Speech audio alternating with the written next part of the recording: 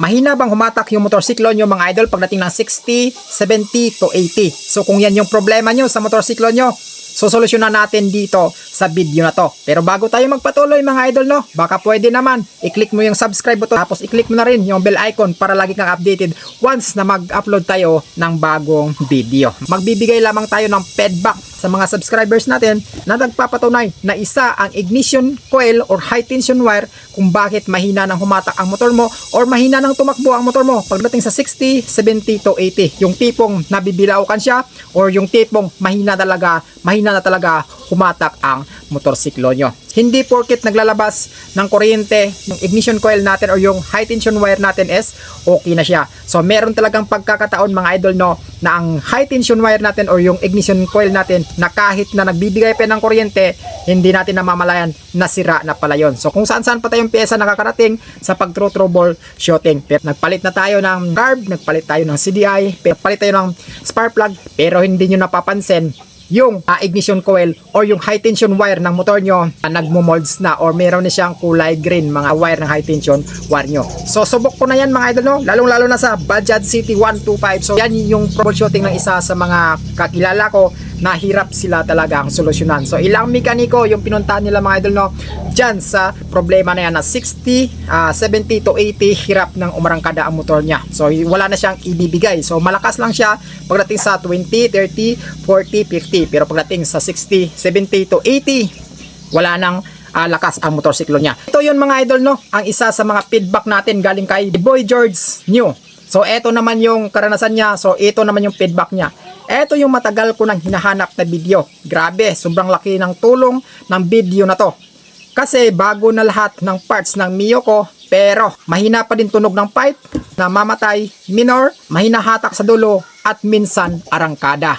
So ignition coil lang pala. So yan yung sinasabi natin. Hindi porket naglalabas ng kuryente yung ignition coil natin is okay na. Or meron talagang pagkakataon na ang ignition coil natin kahit maglalabas pa ng kuryente is sira na talaga.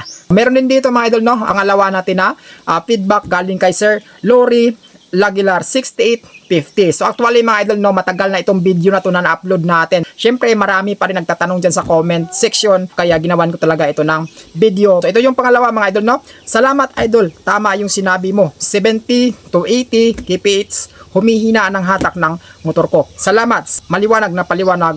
More subscribers to come. Thank you idol. So yan yung isa sa feedback din ng subscribers natin na isa ang high tension wire kung bakit mahinang humatak yung motor mo. So meron din dito mga idol no, pangatlong feedback na nagpapatunay na ang ignition coil ang problema kung bakit mahina yung hatak ng motor natin. So galing naman kay Chris Dahak. So ito naman yung karanasan niya.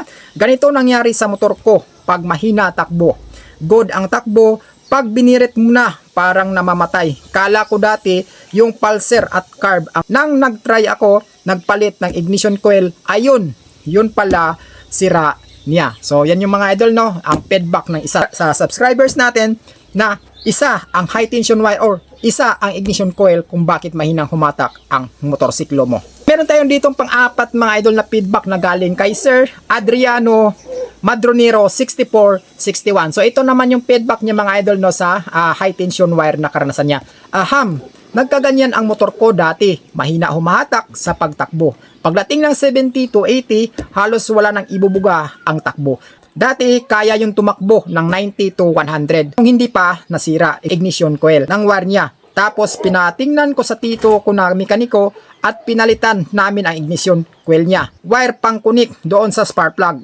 Ngayon, ayos na, balik na sa dati ang hatak niya. Di niya humihina hatak niya sa pagtakbo. Pagdating sa 70 to 80, mabilis na siya humatak ulit nang napalitan ng ignition coil. So yan yung feedback ng isa sa subscribers natin mga idol no, na nagpatunay na isa ang high tension wire or ignition coil problema is kung bakit mahina humatak yung motorsiklo niya pagdating sa 60 to 70. Meron tayo ditong panghuli na feedback galing sa kay Sir Wintonier Lisolon 8715 mga idol no. So actually mga idol no, itong mga feedback na to is matagal na. So ngayon ko lang nagawa ng video. Boss, maraming salamat talaga sa'yo sa vlog mo na ito.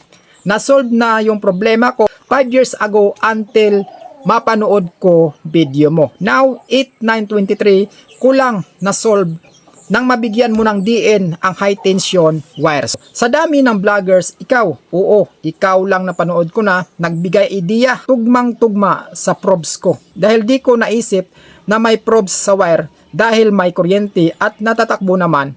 Pero pag high speed na, pugak-pugak na ako.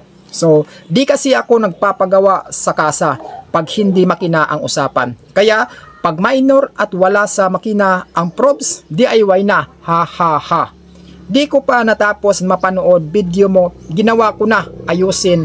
Pagbirit ko, wala nang pugak-pugak. Grabe, saludo sa'yo, boss. God bless sa'yo, sir, and your family, Bacoor, Cavite. So, yan yung 5 feedback mga idol no, sa mga subscribers natin na nagpapatunay na isa ang ignition coil or high tension wire ang dahilan kung bakit humina yung takbo ng mga motor natin pagdating sa 60, 70 to 80. Baka mga idol, isa ito sa problema sa motor mo at hindi mo pa alam. So, hindi mo na kailangan pumunta pa doon sa mekaniko para magpagawa, mga idol, no? Kung yun yung problema mo, yung mahinang takbo sa motor mo ng 60 to 70 to 80. Try mo gawan ng paraan. Tingnan mo yung ignition coil mo or yung high tension wire mo. Hindi porket mga idol no, na naglalabas ng kuryente yung ignition coil natin is okay na. Meron talagang pagkakataon yan mga idol kasi ako ranas ko na yan or ang dami ko nang na-solve na problema kat na ganyan na problema. So hindi lang siguro 5 motor or 10 motor. Halos Bajaj City 125 ang nagkaka-encounter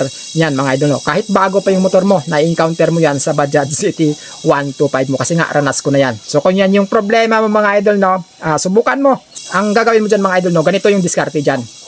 Huwag ka munang bumili ng high tension wire. Halimbawa, motor mo Bajaj City 125, huwag ka munang bumili ng high tension wire kung yun yung suspect mo sa problema mo na 60, 70 to 80. Ang gagawin mo dyan is hiramin mo kung may kakilala ka na Bajaj City 125 na kaibigan mo, barkada mo or what, makiusap ka muna sa kanya, hiramin mo muna yung ignition coil niya, tapos isalpak mo dun sa motor mo. So kung yun talaga yung problema, yung ignition coil mo, tsaka ka pa bumili ng ignition coil mga idol no. So wag ka munang bumili ng ignition coil hanggat hindi mo pa na-probe na ignition coil talaga ang problema. Kasi nga karamihan sa atin pag sinabi ng vloggers or napanood natin sa YouTube or kung saan na yan yung problema is binibili ka agad natin. Ang gagawin mo dyan is wag ka munang bumili. Kung may kaibigan ka, magkapareha kayo ng motor, doon kayo mag-swap. O halimbawa, CDI mo ang tingnan mo yung CDI, baka CDI yung suspect mo, hiramin mo yung CDI niya, salpak mo sa CDI ng motor mo. So kung hindi yun yung problema, hiramin mo yung ignition coil niya, salpak mo dun sa motor mo.